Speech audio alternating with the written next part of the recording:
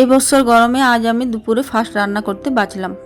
বৃষ্টি হওয়ার কারণে কদিন তো ওয়েদারটা ঠান্ডা ঠান্ডা ছিল, কিন্তু কাল থেকে আবার সেই গরম পড়ে গেছে। যাই হোক, আমরা রেডি হয়ে বেরিয়ে পড়েছি। আর আজকে ছিল বাবা লোকনাথের পুজো।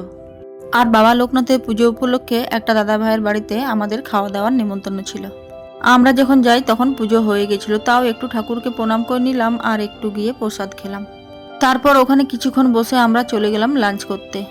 আজকের লাঞ্চ মেনুতে কি ছিল সেটাই তোমাদের সাথে আমি শেয়ার করব। প্রথমেই ছিল গরম গরম বেগুনি, আর তার সাথে ছিল নান, আর ছিল ছোলার ডাল, আর তারপর ছিল নুন কাগজি, আর ছিল ভাত আর মুগ ডাল।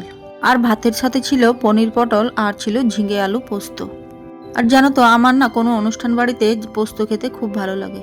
আর ছেলে মেয়েরা তো একদমই ভাত পছন্দ করে না, তাই ওরা ভাত নেয়নি, শুধু নানই খেয়েছিল। আর ছিল চাটনি, পাঁপড়, পায়েস আর আম। আম তো আমি ছাড়তেই পারি না, কারণ আম আমার খুবই প্রিয়। আর শেষ পাতে ছিল রসগোল্লা। আজকের লাঞ্চ মেনুটার তো কোনো রিভিউ দেওয়ার লাঞ্চ মেনু ছিল না, কারণ ঠাকুরের প্রসাদের তো কারোর সাথে তুলনাই হয় না।